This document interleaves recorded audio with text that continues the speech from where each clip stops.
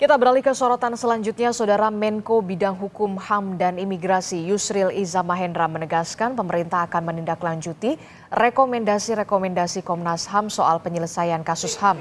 Menurut Yusril, Presiden Prabowo berkomitmen untuk menyelaraskan program pemerintah dan rekomendasi Komnas HAM. Prabowo, menurut Yusril, punya komitmen teguh menghormati prinsip HAM.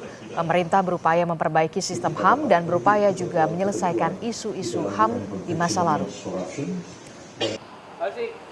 Menjadi rekomendasi dari Komnas HAM terhadap berbagai persoalan-persoalan HAM di tanah air itu akan diterima oleh pemerintah, diperhatikan dengan sungguh-sungguh dan dimusyawarahkan bagaimana kita mengatasi persoalan-persoalan yang terjadi baik di masa lalu, masa sekarang maupun rencana kita ke depan dalam memajukan HAM di tanah air.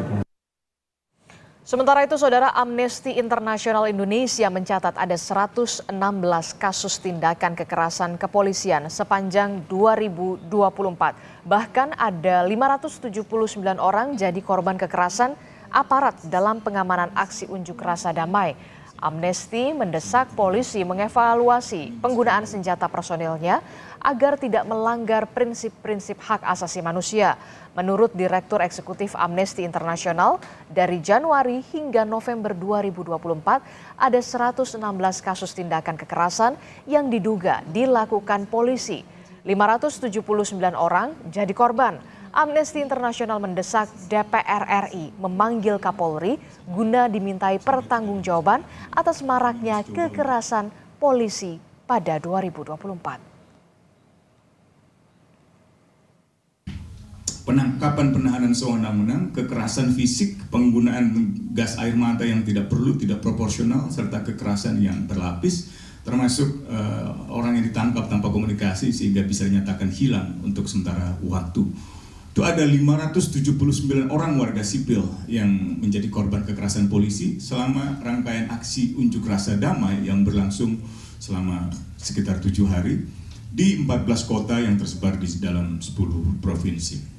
Yang kedua, mendesak DPR RI memanggil Kapolri guna dimintai tanggung jawab atas maraknya kekerasan polisi di masyarakat, khususnya yang merefleksikan pola kebijakan represif, bukan perilaku orang per orang anggota polisi yang bertindak sendiri atau melanggar perintah atasan.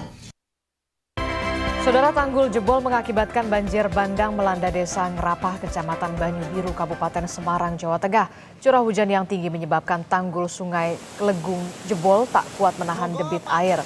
Banjir mencapai ketinggian 50 cm dan menyebabkan puluhan rumah warga terendam. Banjir juga menyebabkan akses jalan terputus. BPBD Kabupaten Semarang telah berkoordinasi untuk mengevakuasi warga dan memperbaiki tanggul yang jebol.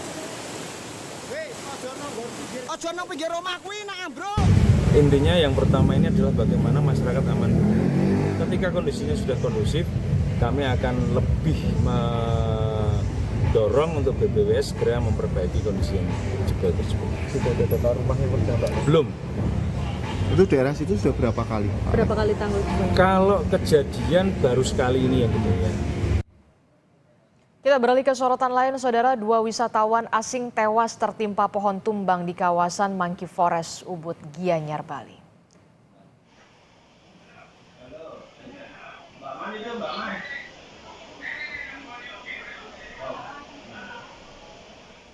Inilah detik-detik 2 pohon di kawasan Monkey Forest, Ubud, Gianyar, Bali tumbang menimpa 3 orang wisatawan.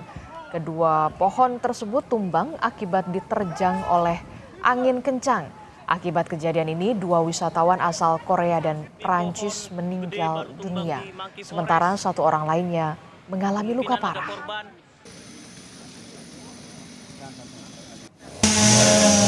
Ada salah satu pohon di area Monkey Forest tumbang, kemudian menimpa pengunjung yang ada di Monkey Forest.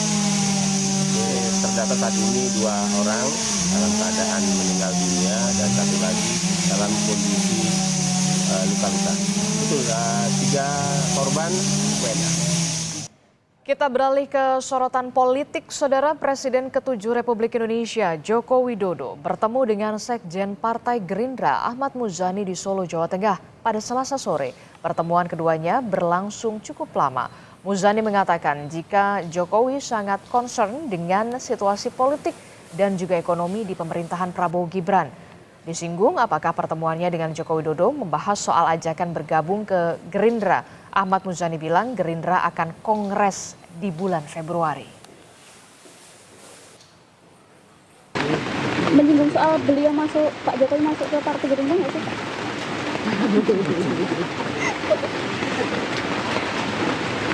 Beliau merasa bahwa masa kepresidenan beliau selama 10 tahun memberikan pengabdian yang cukup maksimal kepada bangsa dan negara, dan beliau minta agar itu dianggap sebagai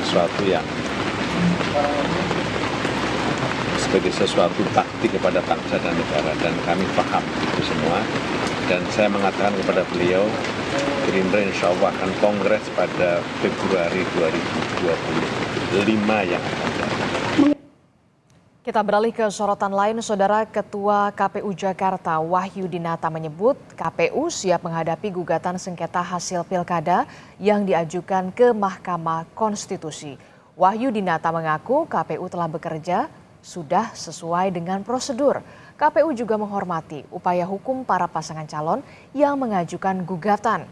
Wahyu menyatakan KPU Jakarta akan menyiapkan sejumlah alat bukti, termasuk diskusi dengan akademisi dan juga pakar mengenai gugatan yang diajukan oleh paslon.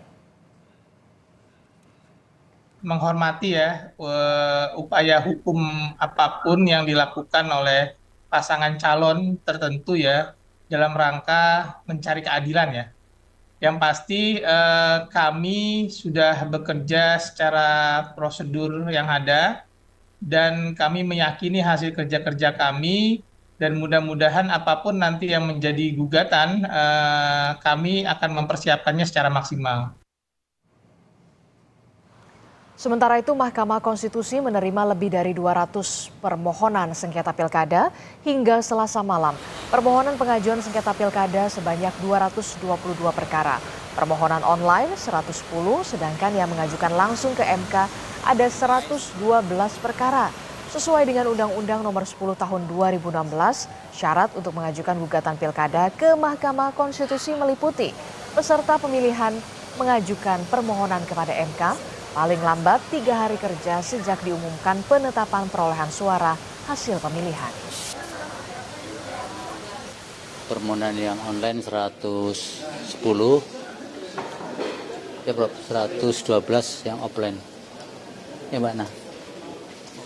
Baik, kalau untuk besok kan Pak, ini ada beberapa wilayah yang terakhir gitu, termasuk DKI Jakarta. Gitu. Oh. Selain dari DKI Jakarta, ada beberapa daerah lain sih Pak untuk yang... Kalau kami tidak punya data, jadi kita menunggu saja. Menunggu ya.